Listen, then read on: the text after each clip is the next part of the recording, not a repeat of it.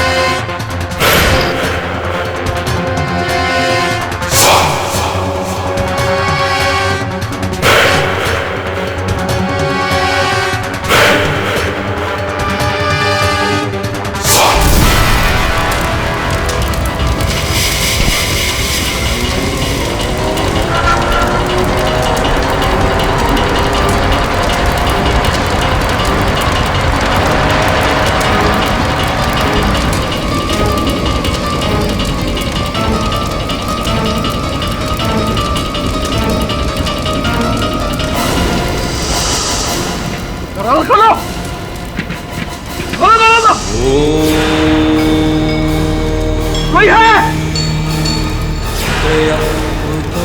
यजामहे खोलो! ठीक से बंद किया! खोलो इसे! चलो! खोलो दरवाजा!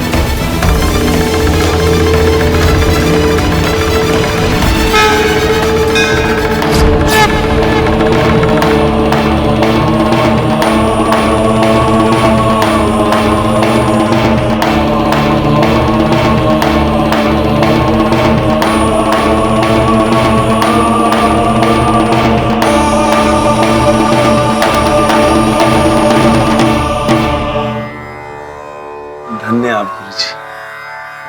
मैं हैरान हूँ गुरुजी, आश्चर्यचकित हूँ। कैसे कर लेते हैं ये सब आप? मैं तो एक धूल मात्र के कण को भी एक जगह से दूसरी जगह स्थानांतरित नहीं कर सकता।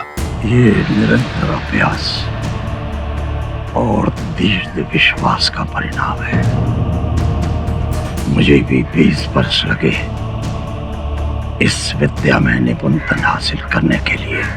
धैर्य रखो, एक दिन तुम भी अपनी मस्तिष्क की ऊर्जा से एक वस्तु को स्पर्श करके एक जगह से दूसरी जगह पहुंचा सकते हो। पर गुरुजी, आपके जैसा बनना बहुत मुश्किल है।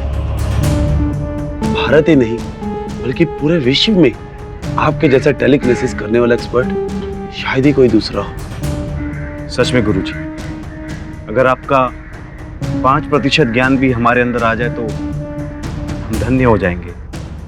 गुरुजी, आपके लिए किसी चिरंजीव का फोन है दिल्ली से। वो कह रहे वो आपसे बात करना चाहते हैं। मुझे इससे बात नहीं करनी है, फोन काट दो।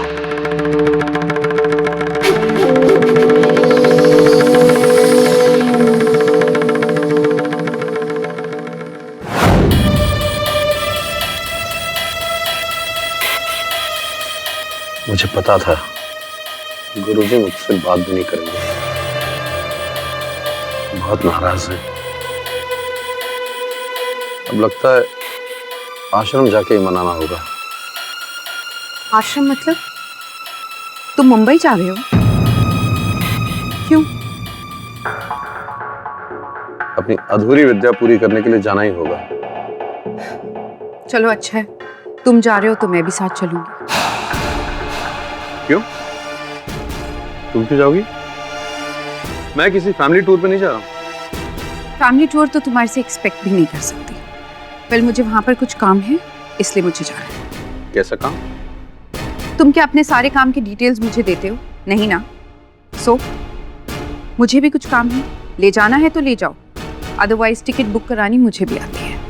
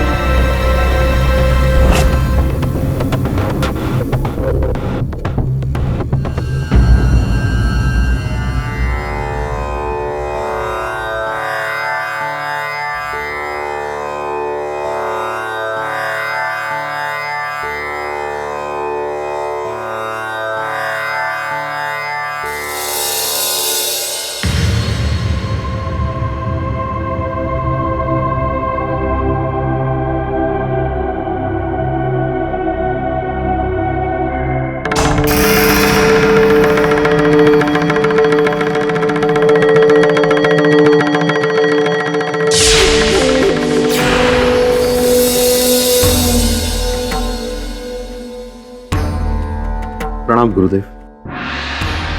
गुरुदेव, मैंने जीवन में जो कुछ भी हासिल किया है सब आपकी वजह से। इतना बड़ा जादूगर बना, देश विदेश में नाम कमाया, लेकिन मेरी एक इच्छा है जो अब तक पूरी नहीं हुई। मन द्वारा चीजों को नियंत्रित करने की कला,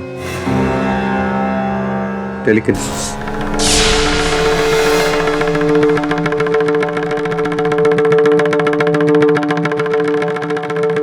मेरी इस अधूरी विद्या को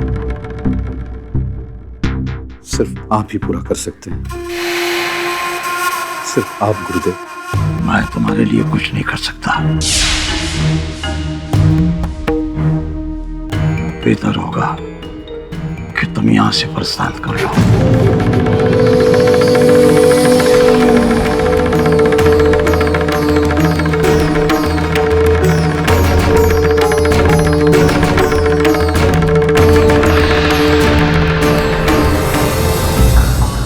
जब तक गुरुजी को मना न लूं, मैं यहां से जाने वाला नहीं। लेकिन तुम्हारे गुरुजी तुमसे इतने नाराज क्यों हैं? I mean, तुमको आशीर्वाद तक नहीं दिया। लगता है तुमसे नाराज लोगों की लिस्ट लंबी ही होती जा रही है। मेरी छोड़ो, तुम किसी काम से आई थी ना, अपना काम करो जाके।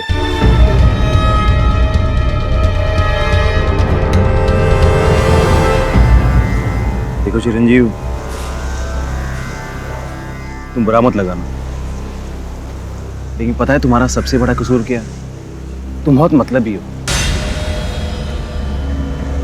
सही तो है, अपने मतलब के लिए आश्रम छोड़कर चले गए थे तुम, और आज इतने बरसों के बाद वापस आए, वो भी अपने स्वार्थ के लिए। और चिरंजीव, एक बार भी ये ख्याल तुम्हारे दिल में नहीं आया कि जिस गुरु से मिली विद्या से तुम इतने बड़े इंसान बने, इतने बड़े जादूगर बने, इतनी सफलता प्राप्त की, धन दौलत कमाया, और जिस आश्रम में तुम 12 साल तक रहे, उसके विकास के लिए कुछ करो? मेरे यहाँ आने का एक और मकसद था।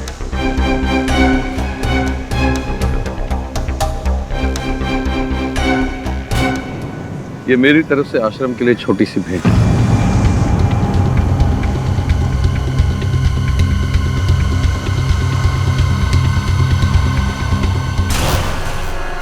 पाँच करोड़?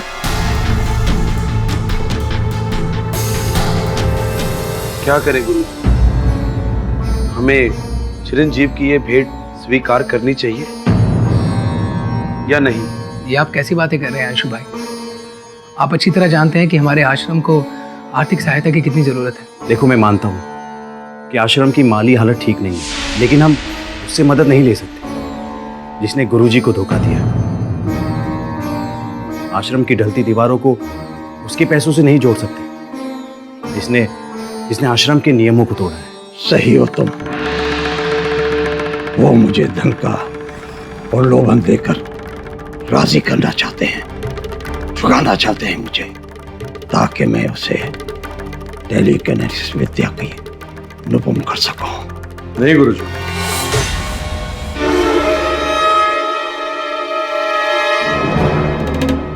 मेरी बिल्कुल भी ऐसी इच्छा नहीं थी। अगर आप मुझे टेलीकिनेसिस नहीं सिखाना चाहते तो कोई बात नहीं, मैं ऐसे लौट जाऊंगा। मैंने ये राशि आश्रम के प्रति अपने फर्ज को समझते हुए दी है। मेरी इस गुजारिश को स्वीकार कर लीजिए गुरुजी।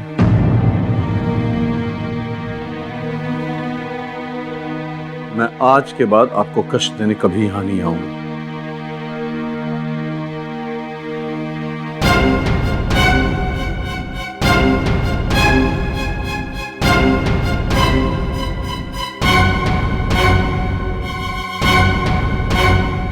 रुक जाओ।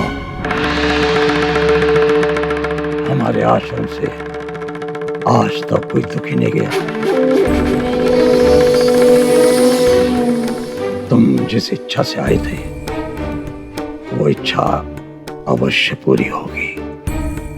कल सुबह ब्रह्म मुहूर्त होते ही ध्यान कक्ष पहुंच जाना। धन्यवाद गुरुजी।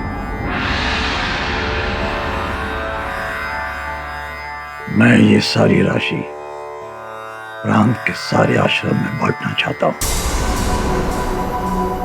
माफ कीजिएगा गुरुजी, लेकिन आप हमेशा बांटते ही आए हैं। कभी आपने हमारे आश्रम और अपने भक्तों के बारे में कुछ नहीं सोचा? कभी आप हमारे बारे में? मेरे सामने निर्थक बातें मत करो।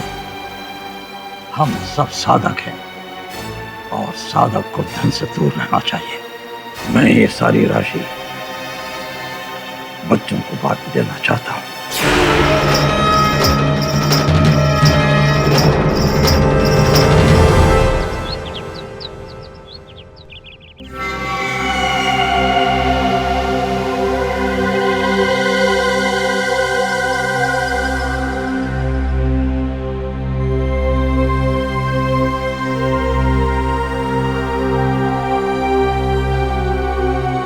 जब तक गुरुजी आते हैं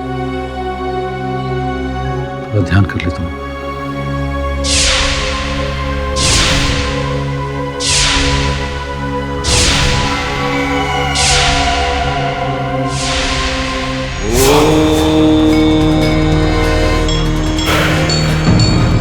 त्र्यंबकं यजामहे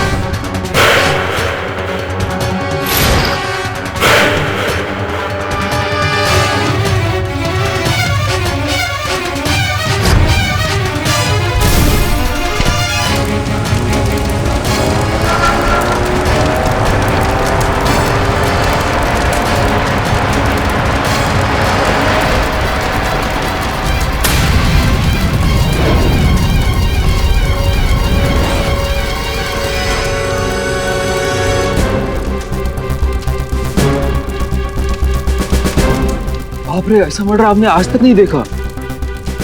कौन कर रहा है पता नहीं चल रहा है, सब अपने आप हो रहा है। सर लगता है भूत प्रेत का काम है, कुछ पता नहीं चल रहा है।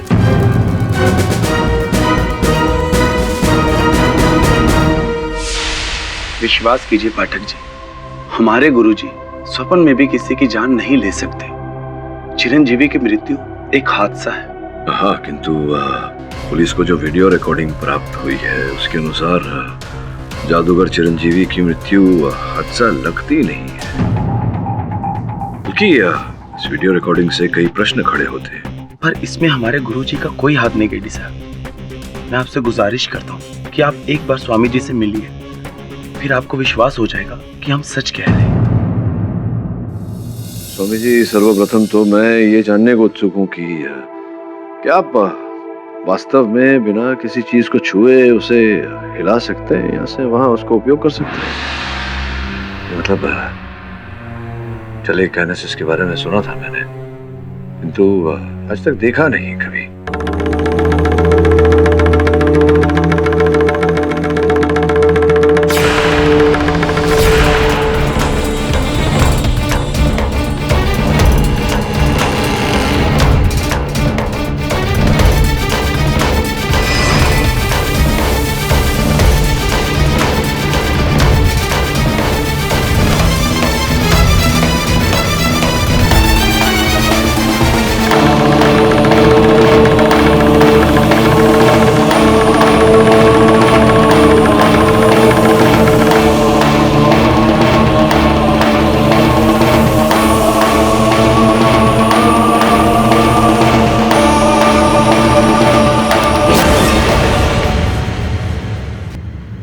अविश्वसनीय है। परंतु आज तक मैंने इस विद्या का दुरुपयोग नहीं किया। चिरंजीव को किसने मारा मैं नहीं जानता, लेकिन पुलिस ने मुझे क्यों गिरफ्तार किया मुझे नहीं मालूम। योर ऑनर, आपने खुद अपनी आंखों से देखा किस तरह जादूगर चिरंजीव को मारा गया। ये इंडिया में अपनी तरह का पहला केस होगा, telekinesis murder, and thanks to the security cameras जिसमें ये पूरा इंसिडेंट रिकॉर्ड हुआ स्टेप बाय स्टेप।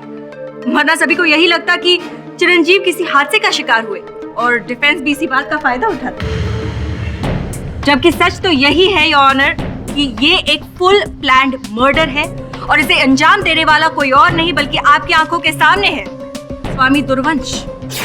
जज साहब, मुझ पर झूठा इल्जाम लगाया जा रहा है।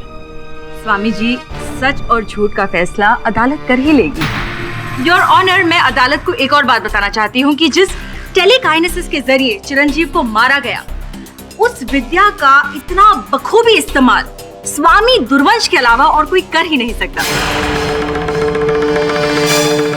उर्मी जी, वो क्या है कि अक्सर जो होता है वो दिखता नहीं और जो दिखता है वो होता नहीं। तो हो सकता है इस समय जो आपको दिख रहा है वो न हो और वही हो जो आपको दिख नहीं रहा। समझाता हूँ योर ऑनर, मेरे कहने का तात्पर्य ये है कि अगर कोई व्यक्ति किसी शैली में या किसी विषय में महारत प्राप्त करे, इसका ये अर्थ नहीं होता कि वो दोषी है। उदाहरण के रूप में अगर ओलंपिक्स में कोई निशाना साधने में स्वर्ण पदक जीतता है और वहां किसी की गोली मार के हत्या कर दी जाती है, तो उसका आरोप निशानेबाज पर नहीं लगाया जा सकता है। और सोचने वाली बात यहाँ ये है कि स्वामी जी जैसे आध्यात्मिक व्यक्ति बिना किसी कारण के अपने शिष्य की हत्या क्यों करेंगे? इसके पीछे की कहानी मैं बताती हूँ। बताइए। योर ऑनर, चिरंजीव कुमार स्वामी जी के यहाँ पर 12 बरसों तक रहे। योग, चिंतन, सम्मोहन, ऐसी कई विद्याएं उन्होंने स्वामी जी से सीखी। अब स्वामी जी चाहते थे कि उनके अन्य शिष्यों की तरह चिरंजीव भी आश्रम में रहकर आश्रम के लिए काम करे, धर्म की उन्नति के लिए काम करे, लेकिन चिरंजीव ये नहीं चाहते थे। इसीलिए 2005 में, यानी कि 8 बरस पहले, चिरंजीव कुमार ने गुरुजी का आश्रम छोड़ दिया और अपने लिए एक अलग करियर बनाया। जो विद्या आश्रम से अर्जित की थी उसका मैजिक की दुनिया में इस्तेमाल करके एक मशहूर जादूगर बन गए।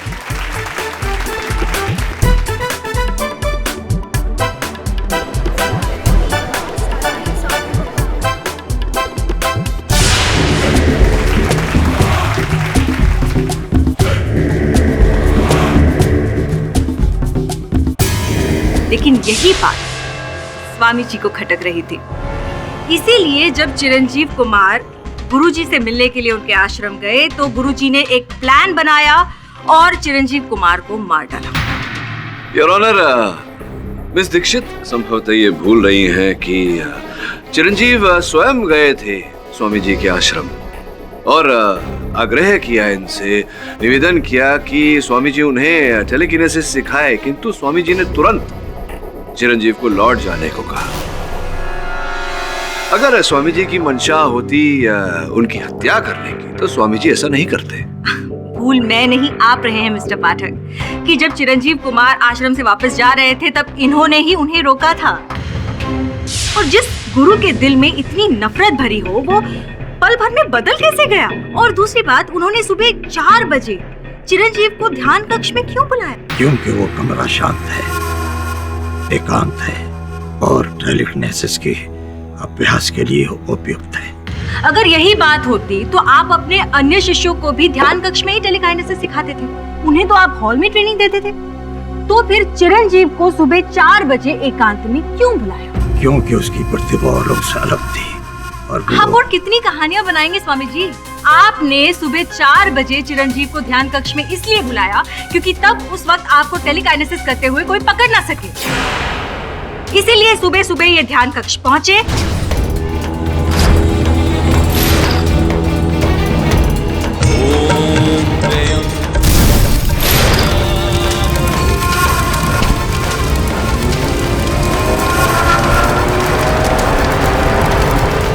नहीं, मैंने ऐसा कुछ नहीं किया जज साहब। जैसा मेरा विश्वास कीजिए।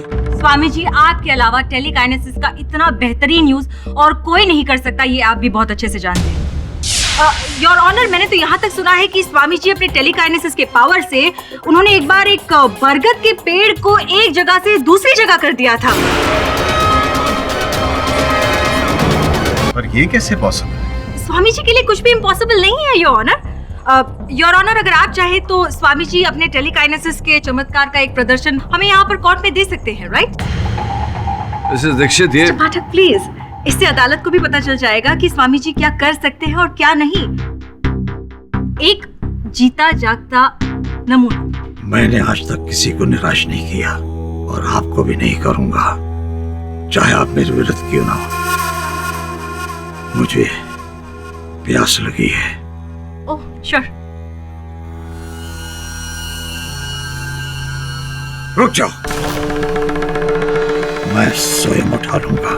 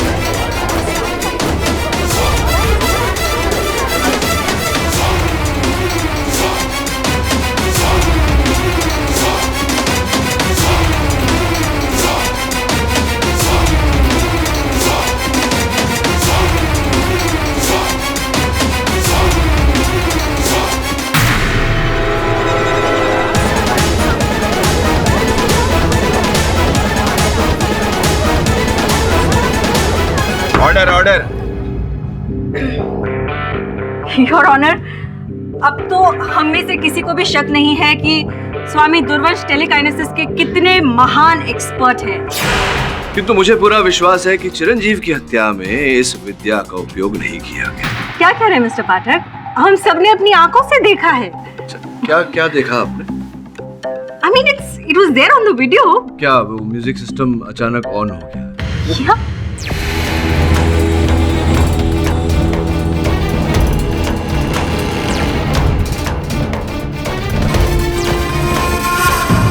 क्या हुआ, बंद नहीं हो रहा?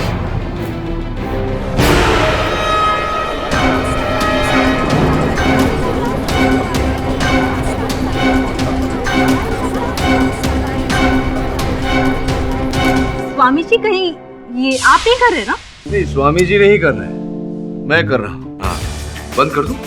ये देखिए, बंद हो गया। और टेलीकिनेसिस से नहीं, टेलीफोन से, सेल फोन से, मोबाइल फोन से। योर ऑनर, आजकल ये नई तकनीक आ गई है, घर के अन्य यंत्र, उदाहरण के रूप में पंखा, एसी, म्यूजिक सिस्टम इत्यादि इत्यादि सेलफोन द्वारा ऑन हो जाते हैं। योर ऑनर, यहाँ कोड दबाया, वहां घर के यंत्र।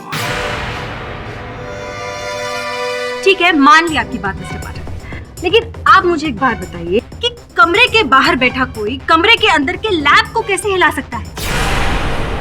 एंट्रेंस का दरवाजा और खिड़की अपने आप बंद कैसे हो सकता है? I mean, ये सब तो टेलीकाइनेसिस के थ्रू ही मुमकिन है, जो आपके मुवक्किल जानते हैं। मिस्टर पाठक, बात तो सही है।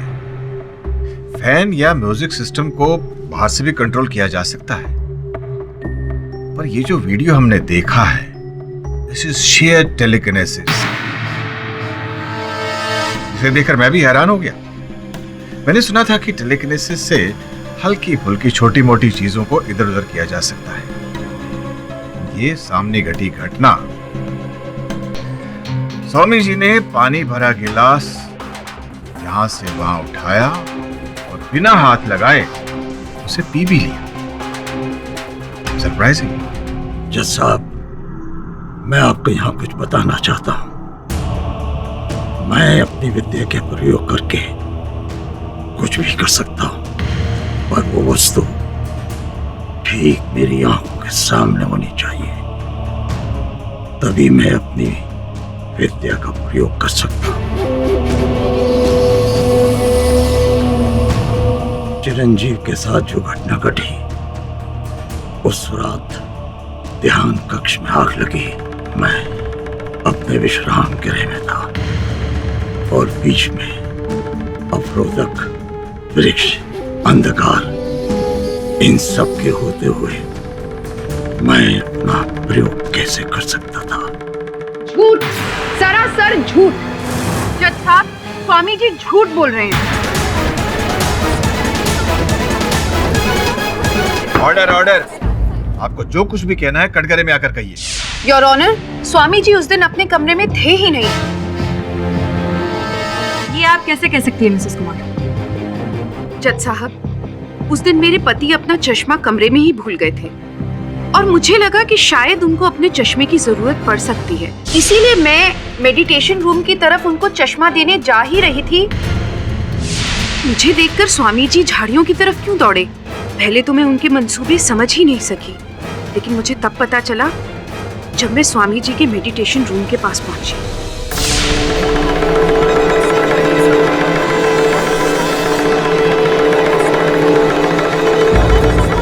Order order. जज साहब, मेरे पति को इस स्वामी ने ही मारा है। यही वो इंसान है जो कमरे में आग लगाकर भागा था। मिसेस कुमार, संभव है कि आपको भ्रम हुआ हो। अंधेरा था वहां, हो सकता है कि आपने किसी और को देखा हो भागते हुए और उन्हें स्वामी जी समझ लिया हो। मिस्टर पाठक, मैंने उनको अपनी आंखों से देखा था और बहुत करीब से देखा था। असंभव। जैसा उस समय मैं अपने विश्राम गृह में था, अपने शिष्य अंशुमन के साथ। जज महोदय, गुरुजी सच कह रहे हैं। गुरुजी उस वक्त अपने कक्ष में ही थे, परंतु थोड़े चिंतित थे। अंशुमन, मैंने चिरंजीव से कह तो दिया कि मैं उसे टेलीकिनेसिस का ज्ञान दूंगा। कहीं मैंने भूल तो नहीं की? ऐसा क्यों गुरुजी? मुझे भरोसा नहीं हो रहा है। क्या पता कि वो इस ज्ञान का दुरुपयोग कर बैठे, क्योंकि पहले भी वो ऐसा करता आया है।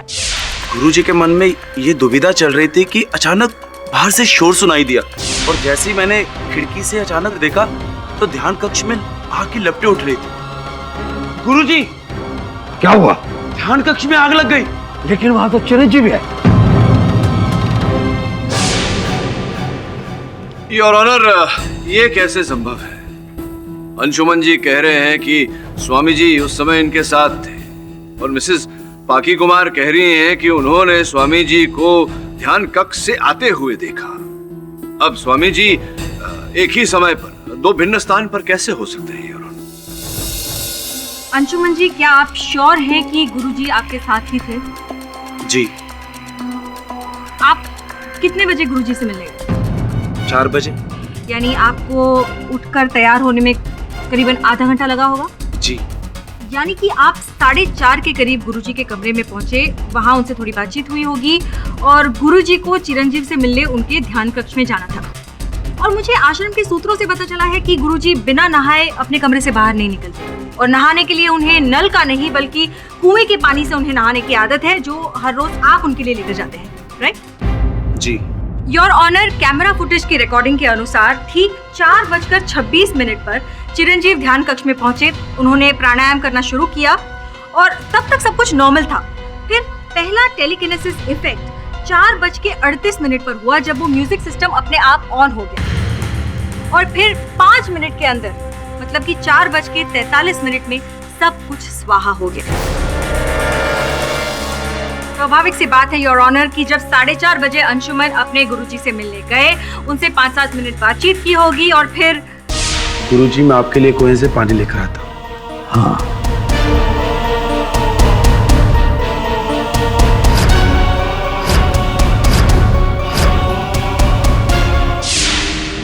स्वामी जी, क्या यह सत्य है कि अंशुमन आपके लिए कुएं से पानी लेने गया था?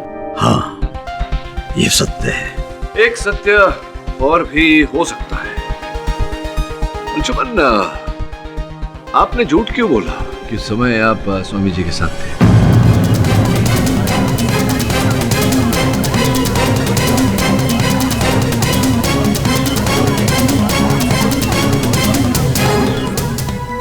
भाई,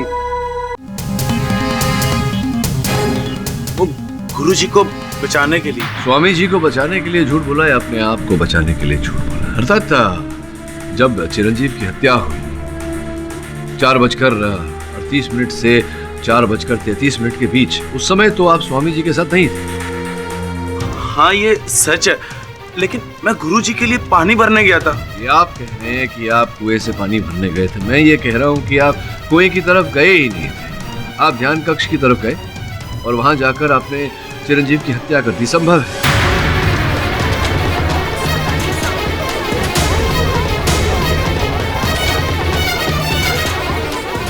आप क्या कह रहे हैं पाठक जी? योर ऑनर, पता चला है कि चिरंजीव और अंशुमन के बीच संबंध ठीक नहीं थे, कटु संबंध थे इन दोनों के बीच। अंशुमन के मन में ईर्ष्या थी कि इनके गुरु भाई चिरंजीव जो थे वो इतनी सफलता प्राप्त कर चुके और ये आश्रम की 4 दीवारियों में सिमट कर रह गए। हो सकता है इसी कारण से आपने चिरंजीव को... नहीं पाठक जी, नहीं। मैं आपसे हाथ जोड़कर प्रार्थना करता हूँ कि मुझ पर ये लांछन मत लगाइए। मैंने गुरुजी के लिए एक झूठ अवश्य बोला है, लेकिन चिरंजीव की मृत्यु में मेरा कोई हाथ नहीं। आपके पास इस बात का कोई प्रमाण है कि आप वहां नहीं थे, ध्यान कक्ष में आपने नहीं मारा चिरंजीव को? जज महोदय, जिस 4 के टेलिकिनेटेड के प्रभाव से चिरंजीव की मृत्यु हुई है, उस क्रिया को सीखने के लिए मुझे 1 जन्म तो क्या 7 जन्म भी कम पड़े। और वैसे भी गुरुजी ने मुझे टेलिकिनेसिस का ABC सिखाया। और उस वक्त, जिस वक्त यह घटना हुई, उस वक्त तो मैं कक्ष की ओर गया ही नहीं। आप चाहे तो सुकन्या से पूछ सकते हैं। सुकन्या ने मुझे कुएं की तरफ जाते हुए देखा। हाँ जज महोदय, उस वक्त मैं गुरुजी की पूजा के लिए फूल लेने गई थी और फूल लेकर वापस लौटी रही थी कि मैंने अंशुमन भाई को देखा। अंशुमन भाई के हाथ में बाल्टी थी और वो कुएं की तरफ जा रहे थे। एक सेकंड, आपने कहा कि आप फूल तोड़कर स्वामी जी के पास लेकर जा रही थी, मतलब आप वहां से सीधे स्वामी जी के कमरे में गए, राइट? हाँ, इसका मतलब कि स्वामी जी फूल और पानी की प्रतीक्षा कर रहे होंगे अपने कमरे में उस वक्त?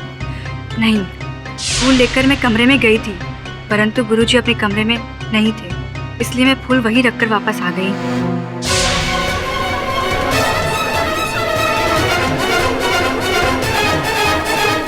योर ऑनर, सुकन्या अंशुमन के जाते ही स्वामी जी के कमरे में पहुंची, लेकिन स्वामी जी वहां से गायब थे। जाहिर सी बात है कि अंशुमन के जाते ही स्वामी जी तुरंत ध्यान कक्ष की ओर भागे। और नहीं जज साहब, मैं ध्यान कक्ष में नहीं गया। तो फिर कहाँ गए थे आप? उस समय मैं अपने कक्ष के पीछे चहलकदमी कर रहा था। हो सकता है इसीलिए सुकन्या ने मुझे नहीं देखा। एक और कहानी। Your honour, Swami ji court की आंखों में धूल झोंक रहे हैं। मैं अदालत से दरख्वास्त करती हूँ कि स्वामी जी को सख्त से सख्त सजा सुनाए।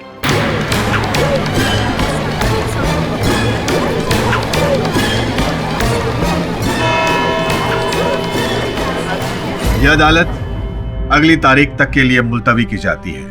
The court is adjourned. Mister Pathak, आज तो घड़ी की सुई ने आपके मुवक्किल को बचा लिया, पर वो कहते हैं ना, बकरे की मां कब तक खैर मनाएगी। इस केस का फैसला तो तय है, आपकी हार।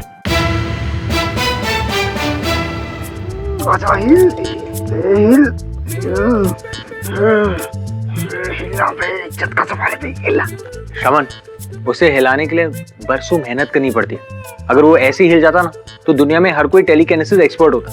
अरे वरुण भाई, प्रैक्टिस करने में क्या रखा है? अपन करे लेना प्रैक्टिस।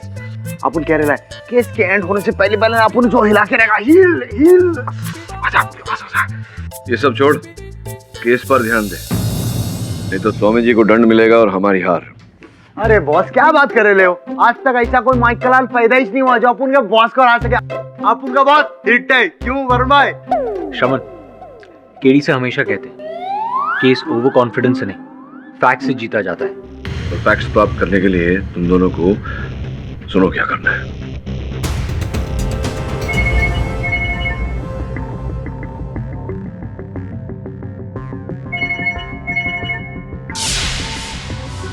हेलो।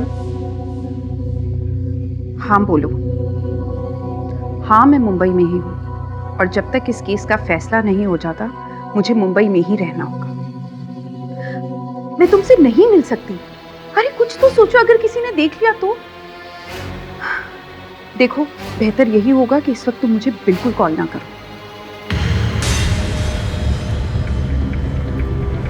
कन्या, तुम ये मत भूलो कि तुम्हें यहाँ हम लेकर आए। हमारी वजह से आज तुम एक इज्जत की जिंदगी जी रही हो। विश्वजीत जी, आप हमेशा हमें इस बात का एहसास क्यों करवाते हैं कि आप यहाँ हमें लेकर आए हैं? क्योंकि आप हमें मजबूर करती है। पर हमने किया क्या ऐसा? क्या? आज ध्यान कक्ष में सभी हमारी आदेश का पालन कर रहे थे, लेकिन केडी पाठक के सहायक यहाँ क्या कर रहे? कहीं इन्होंने हमें साथ देख लिया तो? सुकन्या, हमें यहाँ से चलना होगा।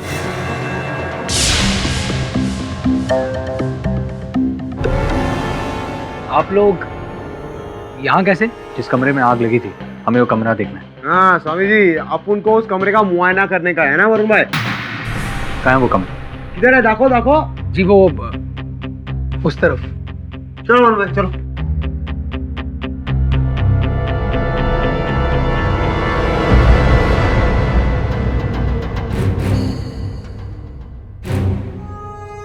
अपन कह रहा है इधर अपन लोगों को कोई फरमान नहीं मिलने वाला। हाँ, फरमान नहीं, प्रमाण। हाँ, अपन ने भी तो वही बोला, फरमान। क्या वरुण भाई?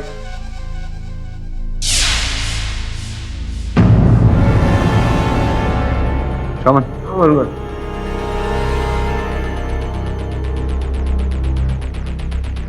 तू इतनी इंटेलिजेंट लगाता है वरुण भाई।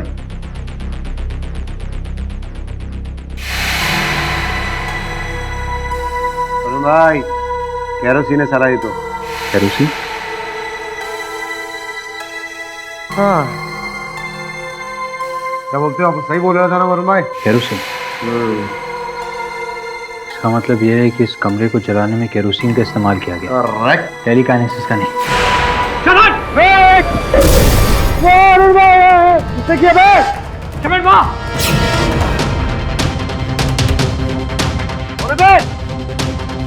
बैटमैन की छठी वाला लाना सामने। वरुण भाई, कौन रहेगा ये और किधर गया? भाग गया वो, पर वो जो भी था टेलीकाइनेसिस एक्सपर्ट है।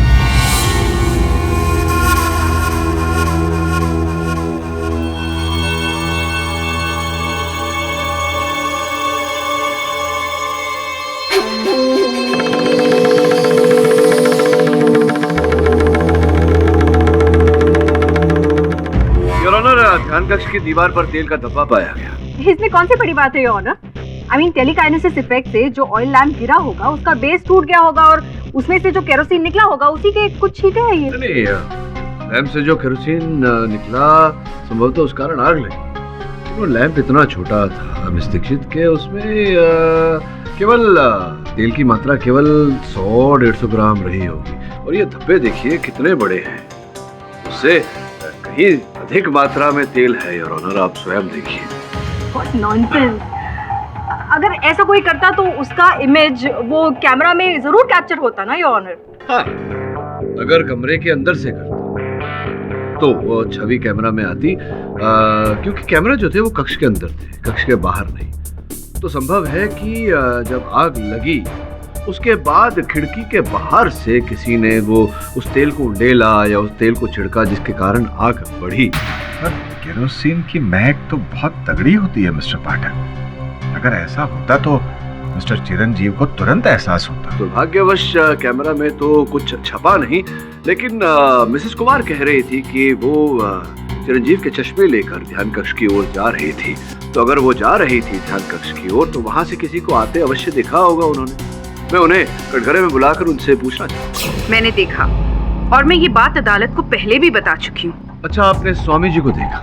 राइट। योर ऑनर, मैं अदालत के सामने कुछ दर्शाना चाहूंगा। योर ऑनर, ये स्वामी जी के आश्रम की चित्र रेखा है जिसमें साफ साफ दिखाई दे रहा है कि अतिथि गृह एक कोने पर है और उसके विपरीत कोने पर ध्यान कक्ष। अगर एक क्षण के लिए मान लिया जाए कि वास्तव में स्वामी जी ने टेलीकिनेसिस का सहारा लेकर उसका उपयोग करके यहाँ आग लगाई, तो अगर वो भागते और ऑनर तो अपने विश्राम गृह की ओर भागते, ना कि यहाँ से अतिथि गृह की ओर, जैसा कि मिसेस कुमार कह रही।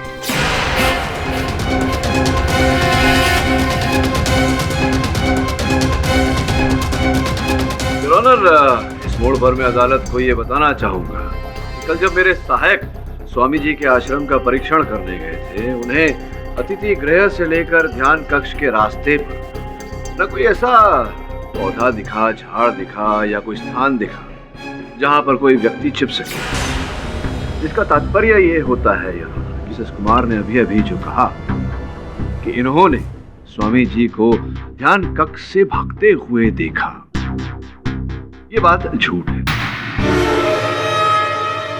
ऐसा ही होता है मिसेस कुमार, जब मनुष्य झूठ बोलता है और झूठ पकड़ा जाता है तो बोलती बंद हो जाती है। पता नहीं क्यों झूठ बोला कि आपने स्वामी जी को वहां देखा जबकि स्वामी जी विश्राम गृह में ही थे। यहाँ ध्यान देने वाली एक और बात है और ऑनर की ध्यान कक्ष में जब आग लगी तो सर्वप्रथम उस आग को मिसेस कुमार ने ही देखा था। ठीक कह रहा हूँ मैं, वहां तो कोई और था ही नहीं आपके अतिरिक्त। एक और बात पता चली है कि आपके और चिरंजीव के बीच संबंध कुछ अच्छे नहीं थे। अब विवाह से खुश नहीं थी, प्रसन्न नहीं थी, विवाह विच्छेद करना चाहती थी और 2 बार आपने अदालत में इस बात की अर्जी भी दी थी। Stop it! Just stop it! आखिर आप कहना क्या चाहते हैं? ये भी जानकारी मिली है, बताइए सही है या नहीं, कि आप स्वामी जी से क्रोधित थी क्योंकि उस समय जब आप चिरंजीव से विवाह करना चाह रही थी, इन्होंने उस विवाह का विरोध किया था क्योंकि ये जानते थे कि आप वहां से, इनके आश्रम से चिरंजीव को छुड़ा कर कहीं दूर ले जाएंगी, बाहर। आपने एक ही तीर से 2 निशाने साध दिए, अपने पति की हत्या कर दी, आपको अपने पति के संबंध से छुटकारा मिल गया, उसका आरोप स्वामी जी पर लगा दिया आपने ताकि इनका भी जीवन नष्ट हो जाए।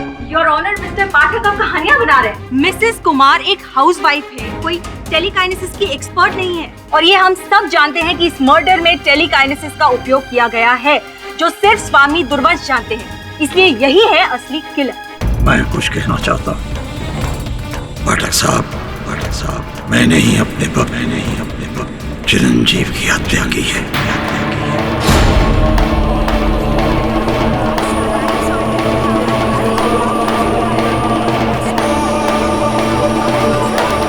इतनी कहानियों के बाद भी you have lost the case mister Pathak, आपकी हार पर मोहर लग गई। पाठक साहब, मैंने ही अपने वक्त चिरंजीव की हत्या की है।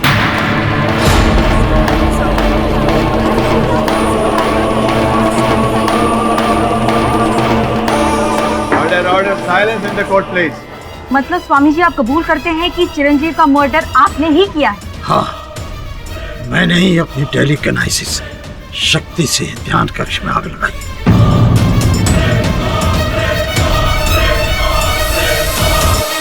स्वामी जी ये क्या कह रहे हैं आप? मैंने अभी अभी अदालत में ये प्रमाणित किया है कि जब ध्यान कक्ष में आग लगी उस समय आप वहां उपस्थित नहीं थे। ये पूर्ण रूप से सत्य नहीं है। सत्य तो यह है कि मैं अपनी टेलीकिनेसिस से कुछ भी कर सकता हूँ, अगर शक्ति है, दूरी बहुत अधिक हो तो मुझे अपनी सारी शक्ति का आह्वान करना पड़ता है, जो मेरे लिए बहुत कष्टदायक होता है। और उस दिन मैंने यही किया। अपने विश्राम गृह के पीछे खड़े होकर ध्यान कक्ष की तरफ ध्यान किया और अपनी ऊर्जा केंद्रित की। उसके बाद जो कुछ हुआ उसका जिम्मेदार मैं हूं।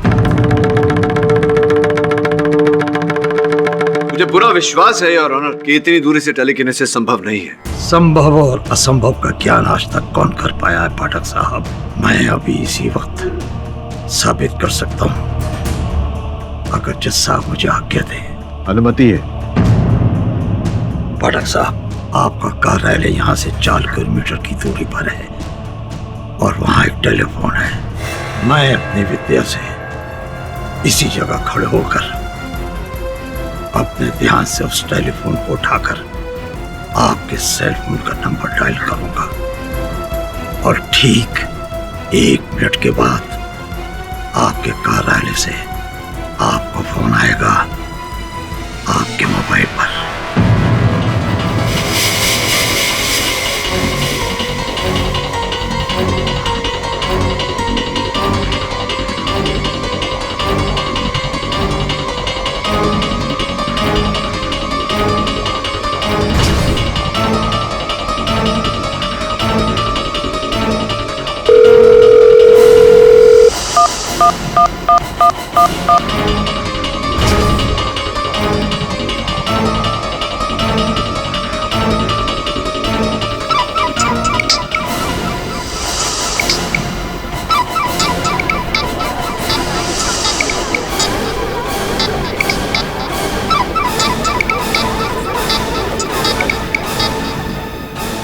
योर ऑनर, ये संयोग की बात भी हो सकती है।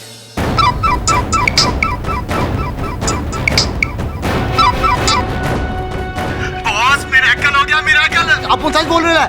अपन नंबर डालेंगे ना बॉस। आपका नंबर अपन के मैजिक ने किया। अब ये किसी के मन में प्रश्न नहीं उठना चाहिए कि मैं यहाँ तैयार हूँ। योर ऑनर, मुझे लगता है कि अब सारी कहानियां खत्म हो गई हैं। तो जब असली कातिल ने अपना गुनाह कबूल कर ही लिया है तो फिर फैसला सुनाने में देरी क्यों? हाँ जज साहब, आप जो भी दंड मुझे दें मुझे स्वीकार है। मिस्टर पाठक, अब बचा क्या है? और कोई कातिल हो ही नहीं सकता, क्योंकि स्वामी दुर्वंश के अलावा टेलीकाइनेसिस का इतना बड़ा एक्सपर्ट इस शहर में तो क्या पूरे देश में कहीं नहीं है। हो सकता है कोई और हो, आपको कैसे पता? आप कहना क्या चाहते हैं मिस्टर पाठक? योर ऑनर, कल मेरे सहायक जब आश्रम गए थे उस कक्ष की परीक्षण करने, तो उन पर भी टेलीकाइनेटिक अटैक हुआ था। वो वही था जज साहब।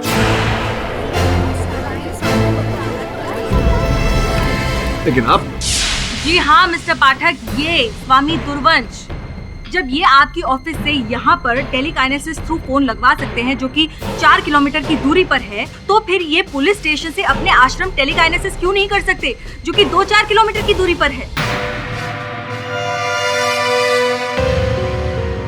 स्वामी जी, प्रश्न है आपसे, आपको कैसे पता चला कि मेरे सहायक वहां जा रहे हैं ध्यान कक्ष का परीक्षण करने? अब तो कारागार में थे।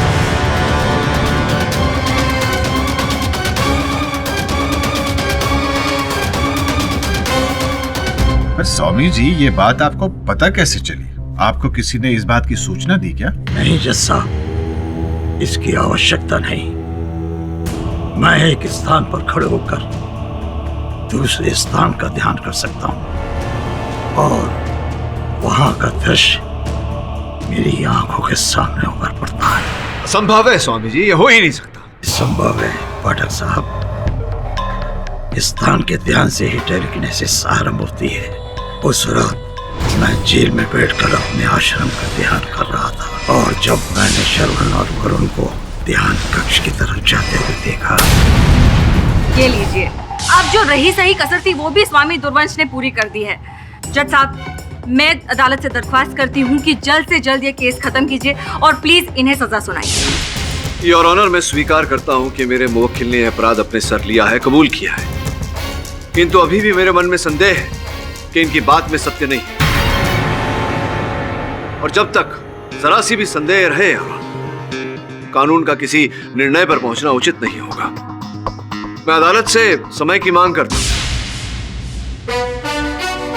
ताकि स्वामी जी की बात की पुष्टि कर सके।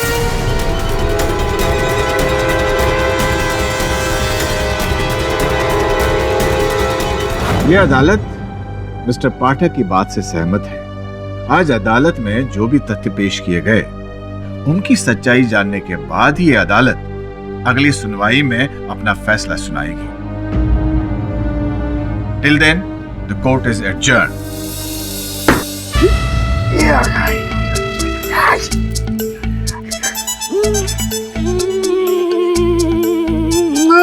बॉस बॉस क्या कर रहे बॉस? अपन स्वामी के वहां फिर टेलीकिनेटिक्स से ऐसे अपन के पास खींच ले था।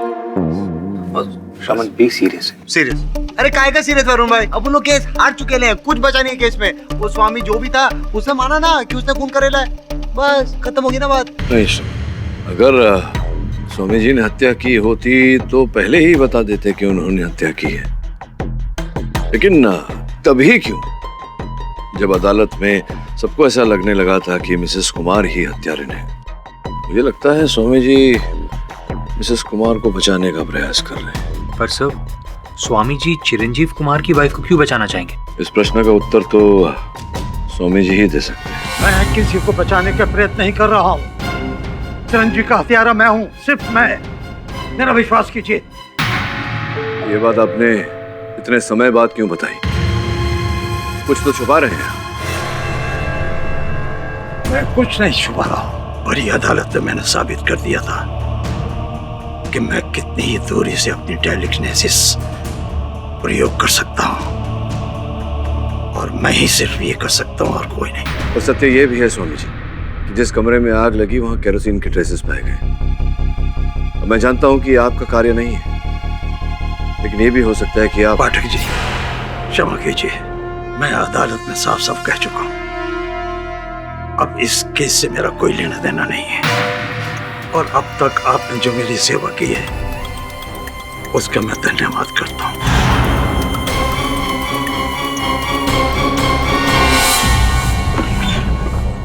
क्या हुआ किडे?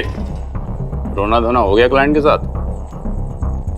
सही कह रहा हूँ, केस तो गया तुम्हारे हाथ से। मेरे केस की चिंता मुझे ही करने दीजिए। ये बताइए, स्वामी जी से मिलने कल कोई आया था? चिरंजीवी जी की पत्नी पाखी आई थी क्या? नहीं, वो पत्नी तो नहीं आए थे, कोई और आया था। हवलदार। हाँ साहब। कल स्वामी जी से मिलने जो आया था उसका नाम क्या था? विश्वजीत शर्मा, स्वामी आश्रम से आए थे।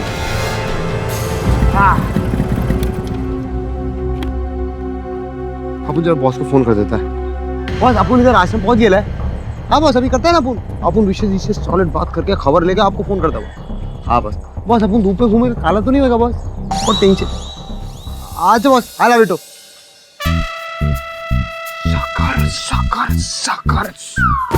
खचर खचर खचर खचर खचर। बोल, मैं उंगली नहीं करने का। शमन, मैंने तुझे बोला था ना, ये टेलीकिनेसिस ना बच्चों का खेल नहीं है। आप अपन क्या शर्ट लगाते हो? 101 रुपया की। अपन टेलीकिनेटिक्स सीख करेंगे। बोलो। चल बिडू, डन। 101 रुपया टका। अच्छा सुन, अभी अंदर ध्यान से। तुझे पता है ना पहले क्या हुआ? हाँ वो तो है, पर बीड़ू बोलते सॉरी लगता है वरुण भाई। आप लोग मुझसे क्या चाहते हैं? कल रात आप स्वामी दुर्बन से जेल में मिलने गए थे। मैं उनसे ऐसे ही मिलने गया था, उनका स्वास्थ्य पूछने। कोई और बात नहीं हुई? हाँ वो विश्वजीत, मैं तुम्हें बहुत बड़ा सत्य बताने जा रहा हूँ।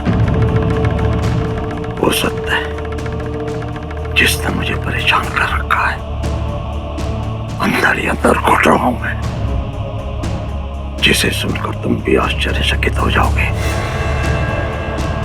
उस दिन मैंने ही अपने टेलीकिनेसिस शक्ति से ध्यान कक्ष में आग लगाई थी, जिसमें चिरंजीव जलकर मर गया था। आपने? पर क्यों गुरुजी? प्रतिशोध की आग।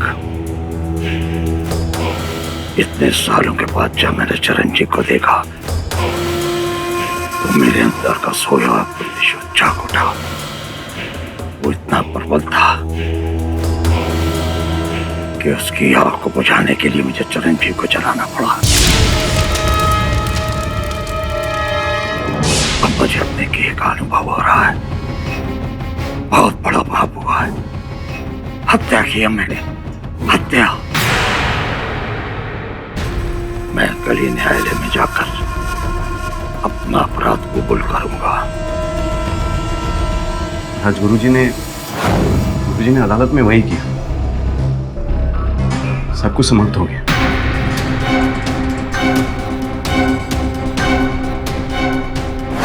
हाँ सर, स्वामी जी ने खुद विश्वजीत से कहा है। सर मुझे तो लगता है कि स्वामी जी असली किलर है। लोग आप गुरु भाई आई ना।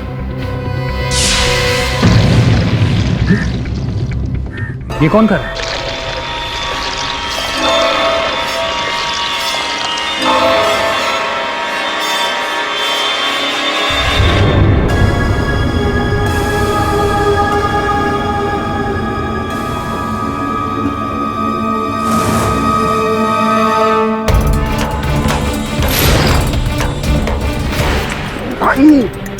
अरे वरुण भाई, अंशुमन है ये। अरे मतलब स्वामी से बड़ा टेलीकिनेटिक ये भी है।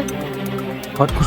अदालत में ये कह रहा था कि ये टेलीकाइनेसिस की सिर्फ एबीसी जानता है, लेकिन अभी जो हमने देखा उससे तो लगता है कि ये टेलीकाइनेसिस एक्सपर्ट है। और ये एक्सपर्ट नहीं है, हम सबको मामू बनाने लाए। आप समझ रहे हो ना कि नहीं?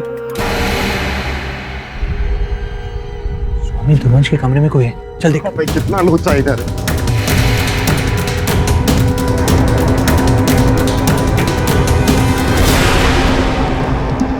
वरुण भाई कौन है ये? जो भी था भाग गया।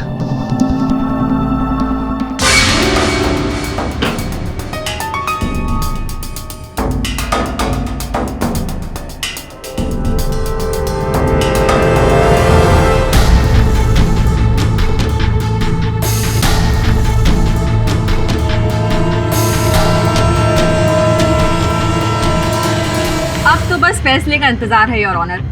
ऐसा बहुत ही कम बार होता है जब गुनहगार खुद अपना गुनाह कबूल करता है। दाद देनी होगी आपकी स्वामी जी, बहुत ही अच्छा एग्जाम्पल सेट कर रहे हैं आप। योर ऑनर, स्वामी जी ने इकबाल जुर्म तो किया है, लेकिन इनके इकबाल जुर्म का कोई आधार नहीं है, कोई प्रमाण नहीं है। ये तो बेकार की बहस है मिस्टर पाठक। अब क्यों सुबह सुबह सच को झूठ साबित करने पर तुले हुए हैं आप? यस मिस्टर पाठक, स्वामी जी ने इस अदालत में अपना इकबाल जुर्म किया था। उस पर काफी सोच विचार करने के बाद उसे झूठ मानने का कोई कारण नजर नहीं आता। कारण है योर ऑनर।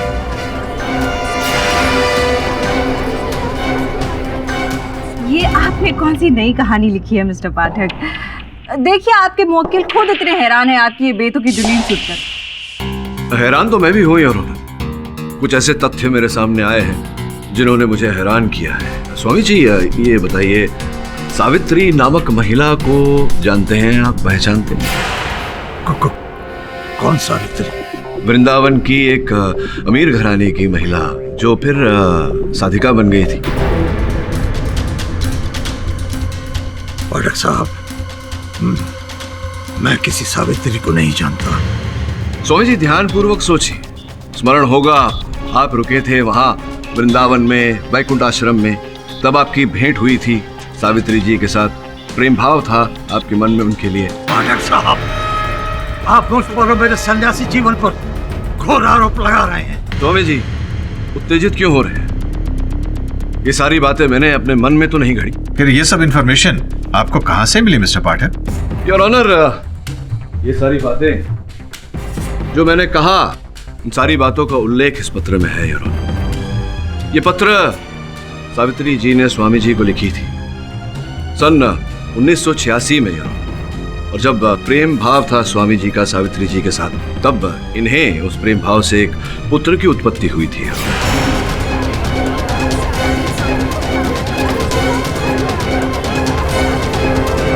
तो इसमें जिस बच्चे का जिक्र है योर ऑनर, ये वही बालक है, स्वामी जी और सावित्री जी का पुत्र।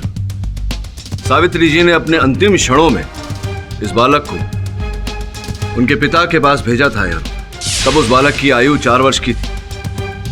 आज वो बालक युवा बन चुका है, स्वामी जी के आश्रम में ही रहता है, पर ये नहीं जानता यार कि उसके गुरुजी उसके पिता भी हैं। पाठक साहब, मैं आपके आगे हाथ जोड़ता हूं। इस राज को राजी रहने दीजिए, आगे कुछ मत कहिए। अब तो बोल दिया स्वामी जी, क्षमा चाहता हूं आपसे, मुझे इस रहस्य पर से पर्दा उठाना पड़ा क्योंकि मैं जानता हूं कि आप निर्दोष हैं और यह भी जानता हूं कि आप जानते हैं कि असल हत्यारा कौन है और उसे बचाने का प्रयास कर रहे हैं। आपका अपना पुत्र अंशुमन।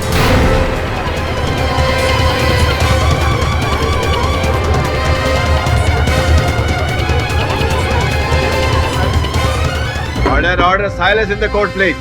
और जैसा कि इस पत्र के अंत में उल्लेख है, और अपने अंतिम क्षणों में सावित्री जी ने स्वामी जी से वचन लिया था कि आजीवन उस पुत्र का ध्यान रखेंगे, उस पर कभी कोई संकट नहीं आने देंगे। और स्वामी जी, आप उसी वचन का पालन करते हुए अपने संतान को बचाने के लिए यह आरोप अपने सर ले रहे हैं।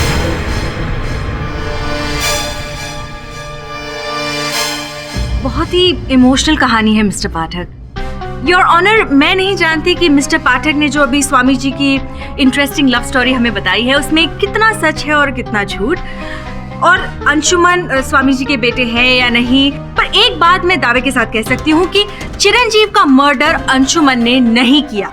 वो कातिल आपके मुवक्किल ही है मिस्टर पाठक, क्योंकि पूरी दुनिया में इनके अलावा इतनी सफाई से टेलीकाइनेसिस कोई और नहीं कर सकता। और जिस अंशुमन की हम बात कर रहे हैं वो टेलीकाइनेसिस से आग लगाना तो दूर, एक पत्ता तक नहीं हिला सकता। योर ऑनर, क्षमा चाहता हूं मिस दीक्षित, ये भूल है आपकी। वो इसलिए योर ऑनर क्योंकि जब मेरे सहायक आश्रम गए उन्होंने कुछ ऐसा दृश्य देखा।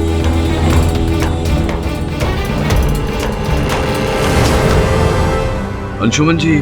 पाठक जी, पहले मैं अपने गुरुजी से पूछना चाहता हूँ, क्या चिट्ठी में ये बात लिखी सत्य है? गुरुजी, जवाब दीजिए गुरुजी। आपसे कुछ पूछ रहा हूं गुरुजी, क्या मैं आपका पुत्र हूं?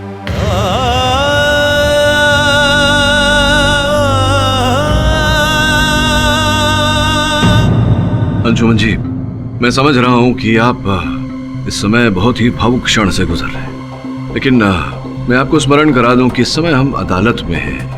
बहुत ही कठिन परिस्थितियों में एक व्यक्ति पर हत्या का आरोप लगा है जो संभवतः, मेरा ऐसा मानना है कि उन्होंने किया नहीं। कृपया अपने भावनाओं पर अंकुश लगाइए और बताइए कि क्या ये बात सत्य है कि मेरे सहायकों श्रमण और वरुण ने आपको उस कक्ष में टेलीकिनेसिस करते हुए देखा? जी, ये सच है जज महोदय, वो मैं ही था। योर ऑनर, पिता का लहू पुत्र में, एक समान प्रतिभा दोनों में, अनुवंशिक ज्ञान।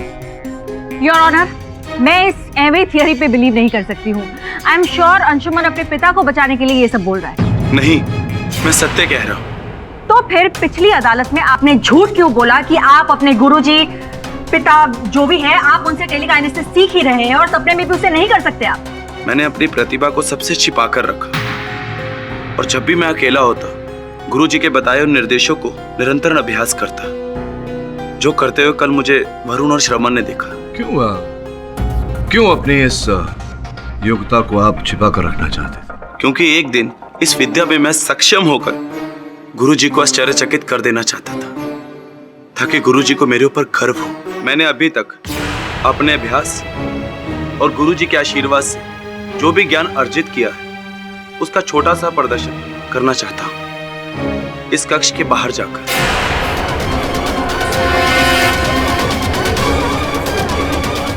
इंस्पेक्टर यादव, आप इनके साथ जाइए।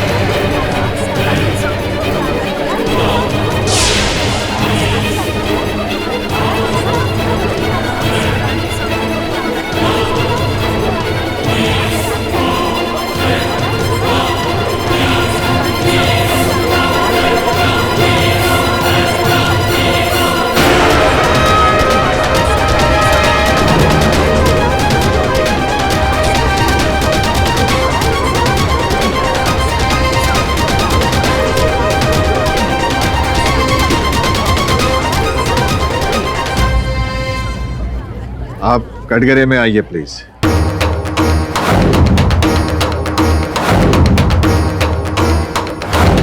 योर ऑनर, अदालत में अब यह बात प्रमाणित हो चुकी है कि अंशुमन जी टेलीकिनेसिस में निपुण हैं। तो संभव है कि इन्होंने टेलीकिनेसिस का सहारा लेकर उसका उपयोग करके चिरंजीव की हत्या की हो। नहीं जज साहब, मैंने आपको पहले भी बताया कि मैंने ध्यान कक्ष में आग नहीं लगाई। आपने तो साथ साथ ये भी कहा था कि आप टेलीकिनेसिस नहीं जानते। वो मैंने झूठ बोला था, जिसका कारण मैं आपको बता चुका हूँ। और मेरा विश्वास कीजिए, चिरंजीव की मृत्यु में मेरा कोई हाथ नहीं। कि अगर चिरंजीव की हत्या में आपका हाथ नहीं होता तो आपके पिताजी स्वामी दुर्वंश आपको बचाने के लिए पुत्र मोह में बहकर सत्या का आरोप अपने सर नहीं लेते। क्यों स्वामी जी? नहीं गुरुजी, मैंने चिरंजीव को नहीं मारा, आपकी सौगंध। फिर विश्वजीत ने मुझसे क्यों कहा? मैंने स्वयं अपनी आंखों से देखा कि अंशुमन ध्यान कक्ष के पीछे खड़े होकर टेलीकिनेसिस कर रहा था, और उसके थोड़ी देर बाद वहां से आग की लपटें उठने लगी। हाँ, मैंने सच में ऐसा देखा था। किंतु कल जब मेरे सहायक आपसे पूछताछ करने आए थे तब तो आपने कुछ और ही कहा। वो जब गुरुजी ने गुनाह अपने ऊपर ले लिया तो मैं सच बताकर अंशुमन को नहीं फंसाना चाहता था। मैं नहीं चाहता था कि एक हत्या के लिए दो लोगों को दोषी ठहराया जाए। इसीलिए मैंने आपके सहायकों से झूठ कहा। योर ऑनर, बहुत ही कंफ्यूजन है, नहीं? मतलब कौन सच कह रहा है, कौन झूठ, ये तय कर पाना बहुत ही मुश्किल है। लेकिन एक बात मैं दावे के साथ कह सकती हूँ कि जिसने भी मर्डर किया है वो टेलीकाइनेसिस का एक्सपर्ट जरूर है। प्रश्न ये उठता है योर ऑनर कि वो व्यक्ति कौन है, और ये बात अभी तक अदालत में स्पष्ट नहीं हुई। पर ये क्लियर कैसे होगा मिस्टर पाठक? जब ये केस सॉल्व होने लगता है, कोई नई चीज सामने आ जाती है और हम फिर उलझ कर रह जाते हैं। योर ऑनर, मुझे ऐसा लगता है कि इस केस की कुछ परतें खुलना अब भी बाकी है। मैं सत्य तक पहुंचने के लिए अदालत से समय की मांग करता हूं। यह अदालत कल तक के लिए मुलतवी की जाती है। The court is adjourned.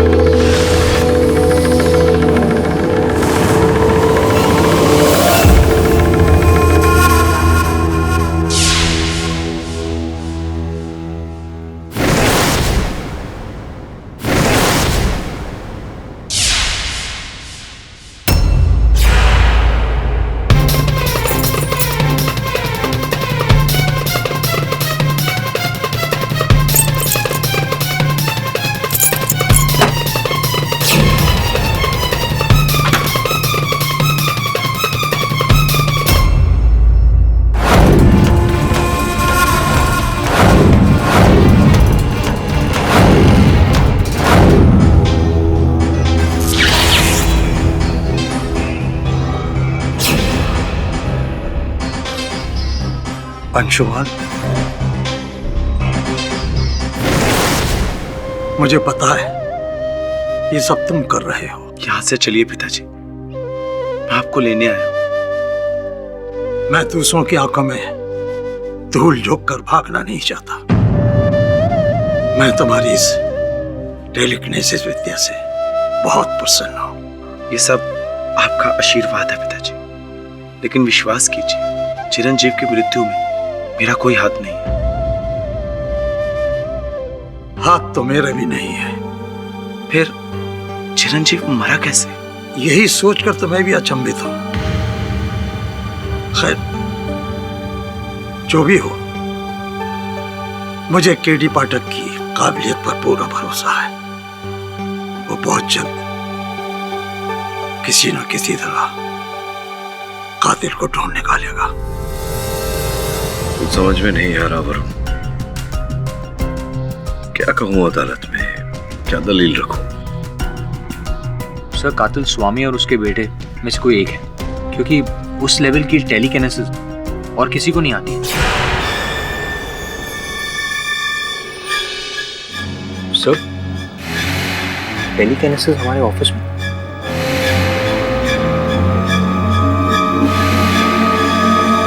क्या दिखा दिया ना अपने आपको ऑफिस में टेलीकनेक्टेड। श्रवण, माइंड ब्लोइंग। लेकिन ये टेलीकिनेसिस तुमने सीखी कहाँ से? अरे भाई आम खाओ ना, गुटलियां काय को गिनते हो? अरे वो सब छोड़ो, जिंदगी नहीं करने का तौर पे निकालेंगे। चलो चलो जल्दी जल्दी जल्दी। मैं तुझे 1000 रुपए दूंगा, लेकिन मुझे बता कि तूने कैसे सीखा। मैं बताऊं? पकड़ लिया बॉस। समझ गया इस केस का मूल। सब मुझे भी तो बताइए। बताता हूँ सबके सामने, अदालत में।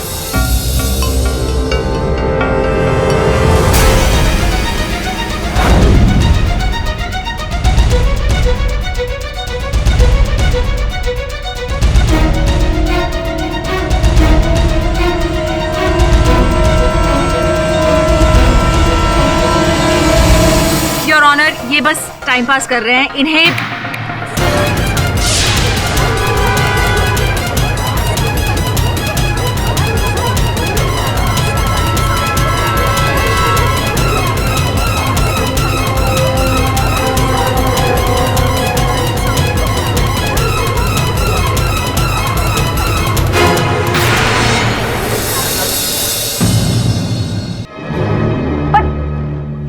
अब आपको विश्वास तो हो गया ना कि नहीं?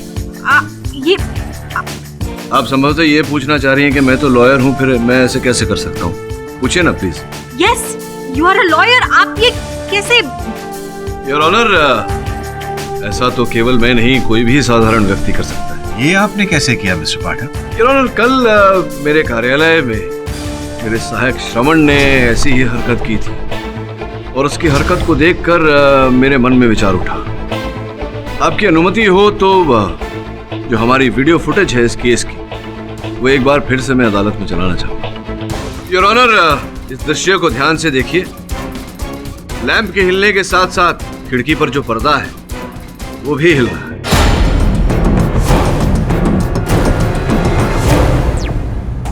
पर इससे आप साबित क्या करना चाहते हैं? ये साबित करना चाहता हूँ योर ऑनर कि मेरे सहायक श्रवण ने जो मेरे कार्यालय में किया था और मैंने अभी अभी अदालत में जो दर्शाया, वो योर ऑनर टेलीकिनेसिस नहीं बल्कि एक धागे से, जो आंखों से दिखता नहीं है योर ऑनर, केवल स्पर्श करके जाना जाता है कि ये धागा है। ऐसे धागे का उपयोग करके योर ऑनर उस लैंप को गिराया गया था, न कि टेलीकिनेसिस।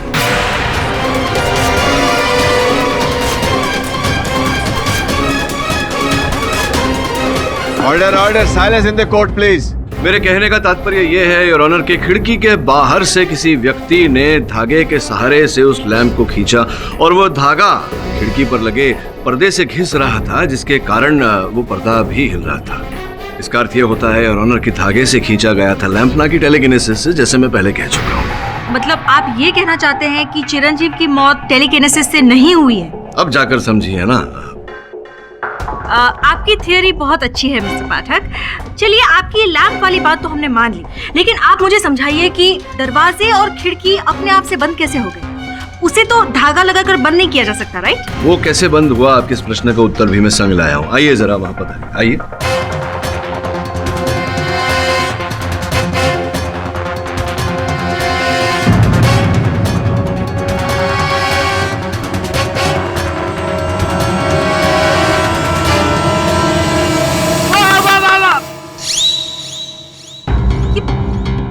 ये आपने कैसे किया मिस्टर पाठक? योर ऑनर, बड़ी सरलता से किया, इस चुंबक का उपयोग करके।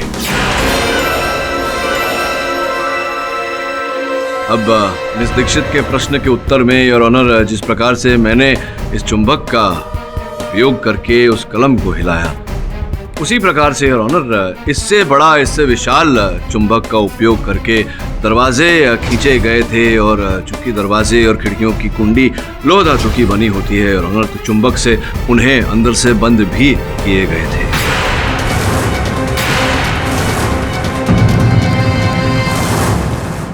अब ये पूरी तरह से स्पष्ट हो चुका है कि चिरंजीव की हत्या टेलीकिनेसिस का उपयोग करके नहीं, बल्कि किसी ऐसे व्यक्ति ने किया जिसे जादू का ज्ञान है योर ऑनर, जिसका संभवतः चिरंजीव के साथ कोई निजी बैर था या चिरंजीव की मृत्यु से कोई लाभ था। योर ऑनर, मेरा संदेह पहले से उनकी धर्मपत्नी पाखी जी पर है बाकी जी, अदालत को बताइए कृपया कि आप अपने पति के साथ मुंबई क्यों पधारी थी? कोई विशेष कारण? ये मेरा पर्सनल मामला है और मैं इसके बारे में यहाँ बिल्कुल बात नहीं करना चाहूँगी। देखिए, निजी मामला कहकर ये बहाना बनाकर आप बच नहीं सकती। आप अदालत में हैं, अदालत आपसे पूछ रही है कि क्यों आप पधारी थी। अब मुझे पूरा विश्वास है कि आप टेलीकिनेसिस सीखने तो पधारी नहीं होंगी। सच बताइए मिसेस कुमार, वरना यह खामोशी आपके विरुद्ध जा सकती है। जज साहब, वो मैं यहाँ किसी से मिलने आई थी। अच्छा, किससे मिलने आई थी आप? रोहित अग्रवाल से। वो एक फिल्म डायरेक्टर हैं। क्यों उनसे क्यों मिलने आई थी? दरअसल मैं एक एस्पायरिंग फिल्म एक्ट्रेस हूँ और इसी सिलसिले में। अच्छा, आपके मन में अभिनेत्री बनने का भाव था और संभव है कि आपके पति इस बारे में जानते नहीं थे। जानते थे क्या वो? शुरुआत में उन्हें ये बात बिल्कुल नहीं पता थी, लेकिन हाँ, बाद में वो इसके बारे में जान गए थे। बाद में वो जान गए थे, और जब वो जान गए कि उनकी पत्नी एक अभिनेत्री बनना चाहती है, वो आप पर क्रोधित हुए और बरसे आप पर, और आपने अपने मन में अपने पति के प्रति बैर पाल लिया। योर ऑनर, संभव है कि एक दिन पहले ही इन्होंने योजना बना ली हो चिरंजीव की हत्या करने की, क्योंकि ये जानती थी कि 4 बजे वो ध्यान कक्ष में जाएंगे, और जैसे ही वो ध्यान कक्ष की ओर गए, इन्होंने अपनी योजना को अंजाम दिया। पहले से जो तैयारी इन्होंने कर रखी थी, धागा वागा बांध कर चुंबक वुंबक इत्यादि, उसे ये कार्य में लाई।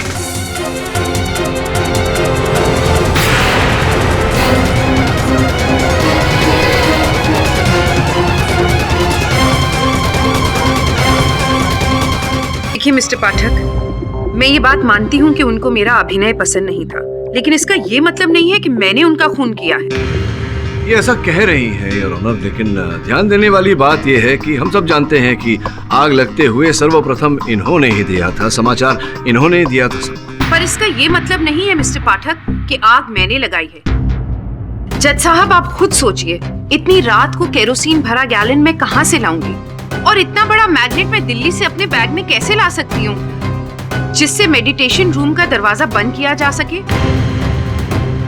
ये जरूर किसी आश्रम के ही इंसान का काम है जो मेरे पति से अपनी पुरानी दुश्मनी निकालना चाहता था। और वो है आपके मुवक्किल मिस्टर पाठक। योर ऑनर, मैं ये बात प्रमाणित कर चुका हूँ अदालत में कि हत्या टेलीकिनेसिस द्वारा नहीं की गई। हाँ, तो हो सकता है कि इन्होंने नॉर्मल तरीके से। योर ऑनर, अभियोग पक्ष महोदया अपनी ही बात को काट रही है। पहले इन्होंने कहा कि ये हत्या टेलीकिनेसिस द्वारा की गई है, अब ये कह रही हैं कि ऐसा नहीं हुआ था, धागे का प्रयोग किया गया था, वो भी गुरुजी ने किया। किंतु सोचने वाली बात है योर ऑनर, जो व्यक्ति इतना बड़ा ज्ञानी हो, उसे धागे का प्रयोग करने की क्या आवश्यकता है? ठीक है, तो आप बताइए कि आपके हिसाब से कातिल कौन है? योर ऑनर, मेरा संदेह तो अब विश्वजीत पर जाता है। आप कहें तो बुलाऊं? विश्वजीत जी, अब तक इतना तो तय हो चुका है कि चिरंजीव की हत्या मानवीय रूप से की गई, धागे का, चुंबक का, ऐसी वस्तुओं का उपयोग करके, ना कि टेलीकिनेसिस से। फिर आपने झूठ क्यों बोला कि आपने अंशुमन को टेलीकिनेसिस का उपयोग करके ध्यान कक्ष में आग लगाते हुए देखा? मेरे प्रश्न का उत्तर दीजिए विश्वजीत जी। कहीं ऐसा तो नहीं कि ध्यान कक्ष में आग आप ही ने लगाई? आप अतीत उठाकर देख लीजिए, आश्रम में किसी से भी पूछ लीजिए। मेरी चिरंजीव से कोई दुश्मनी नहीं थी। चिरंजीव के साथ आपकी शत्रुता नहीं थी तो संभव है कि गुरुजी के प्रति आपके मन में कोई बैर रहा हो और आप चिरंजीव की हत्या करके उस आरोप में गुरुजी को फंसाना चाहते हो, ये भी तो संभव है। दरअसल अंशुमन गुरुजी का बेटा है, ये राज मैं पहले से जानता था।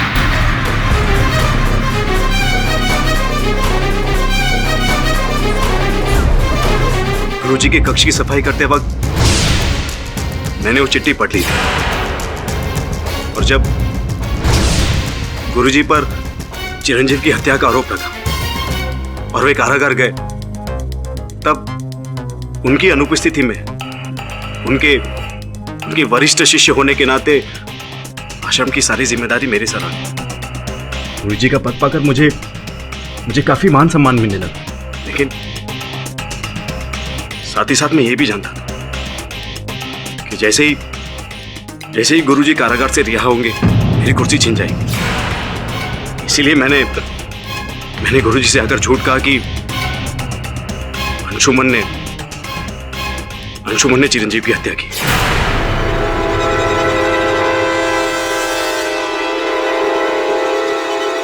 मुझे पूरा यकीन था कि ये सत्य जानकर अपने बेटे को बचाने के लिए गुरुजी सारा इल्जाम अपने सर ले लेंगे, लेकिन मैंने चिरंजीव को नहीं मारा।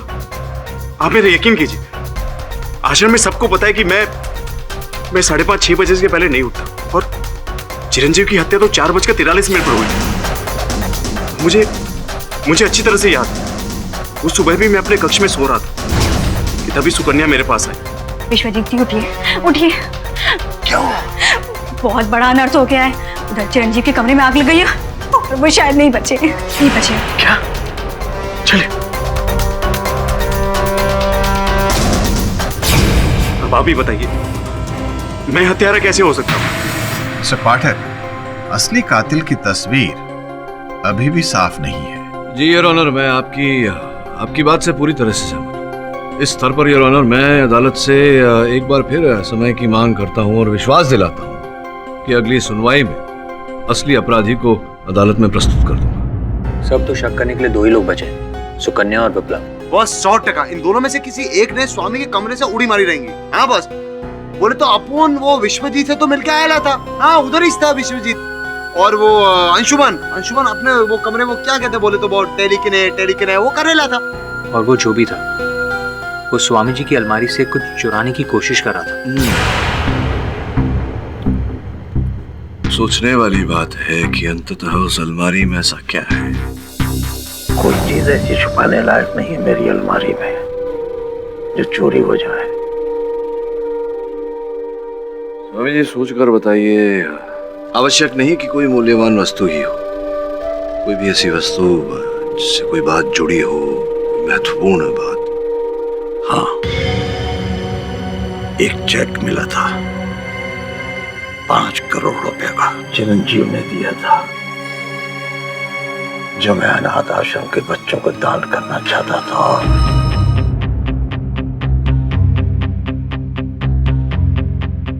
और क्या? कुछ लोगों को ये बात पसंद नहीं थी। कौन था? हमारा यकीन कीजिए, हम गुरुजी के कक्ष में नहीं गए थे। पर मुझे पता चला है कि उनके कमरे की साफ सफाई आप ही करती हैं। हाँ, साफ सफाई तो मैं करती हूँ, पर सुबह करती हूँ, 24 घंटों नहीं। आप जब उस कमरे में गई थी, तब उस कमरे की अलमारी खुली थी या बंद थी? उस वक्त तो अलमारी बंद थी। अम्मा एंग्री बर्ड, अपन को ये बोलो तो अलमारी खोली किसने? भैया ना, बोलो। अरे फोन आएगा, तुम तो बोलो। Yes sir.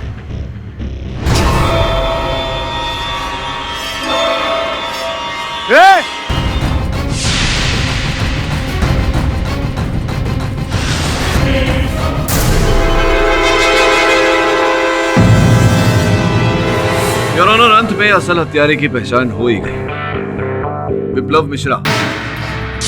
पर इनकी तो चिरंजीव कुमार से कोई दुश्मनी भी नहीं थी। चिरंजीव कुमार से नहीं, स्वामी जी से थी इनकी दुश्मनी। योर ऑनर, स्वामी जी के आश्रम में जो भी चंदा आता था, उस चंदा को स्वामी जी आश्रम के पुण्य के काम में लगाते थे, बाकी बचा दान में देते थे। और यही बात विप्लव को हमेशा खटकती रहती। और फिर उस दिन जब चिरंजीव ने आश्रम को 5 करोड़ रुपए का दान दिया, तब मैं ये सारी राशि प्रांत के सारे आश्रमों में बांटना चाहता हूँ। माफ कीजिएगा गुरुजी, लेकिन कभी आपने हमारे आश्रम और अपने भक्तों के बारे में कभी कुछ नहीं सोचा? कभी आप हमारे बारे में? मेरे सामने निर्थक बातें मत करो।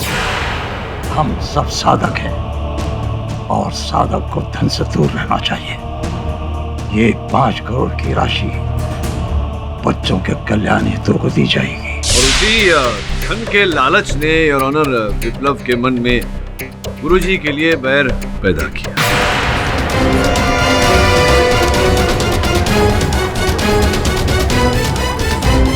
एक सेकंड, मैं ये पूछना चाहती हूँ कि आपको इन पर शक कैसे हुआ? हाँ वो ऐसा कि मैं जब स्वामी जी से मिलने गया तो स्वामी जी ने मुझे विप्लव के बारे में बताया और ये भी कहा कि विप्लव आया था एक चेक लेकर हस्ताक्षर कराने के लिए। अच्छा, कितने का चेक था स्वामी जी?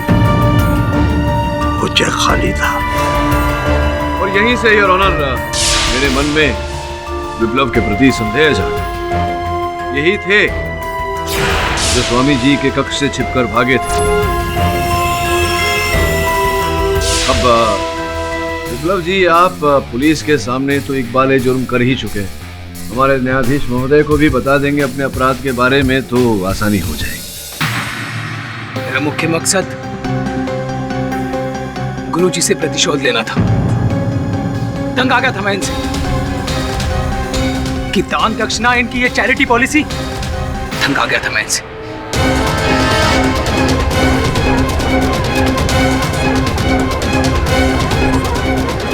क्योंकि मैं गुरुजी से बदले के साथ साथ 5 करोड़ रुपए भी हथियाना चाहता था, जो मुझे सिर्फ गुरुजी को मारकर कभी नहीं प्राप्त होते। इसलिए मैंने योजना बनाई, चिरंजीव के हत्या के आरोप में गुरुजी को फंसाने की योजना। मुझे पता था कि सुबह 4 बजे चिरंजीव अपने ध्यान कक्ष में आएगा, इसलिए मैंने मध्य रात्रि में ही अपनी तैयारी शुरू कर दी। मैंने म्यूजिक सिस्टम, पंखे और लैंप के साथ एक पतला धागा बांधकर उसे अपने अनुसार सेट कर दिया।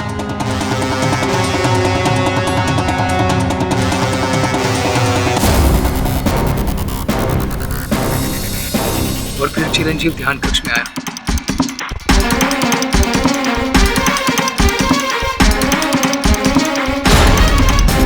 और फिर आग,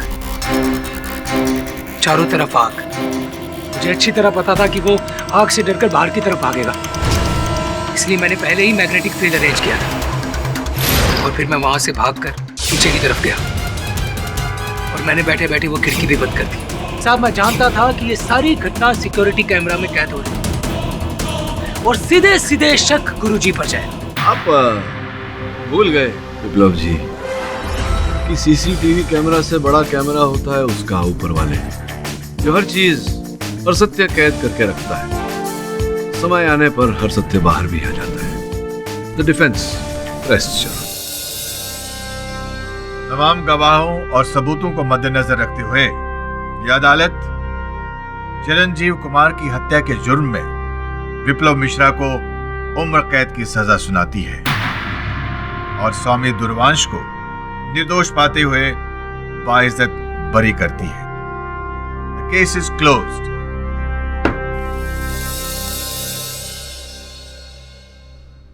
अरे मिस दीक्षित, सुना है ऐसा कि आपके घर में एक वर्षीय भांजा है आपका, जो केडी पाठक का बहुत बड़ा फैन है। क्या बात है? और भी दिलचस्प कहानी देखने के लिए हमारे चैनल को सब्सक्राइब करें और बेल आइकॉन दबाना न भूलें।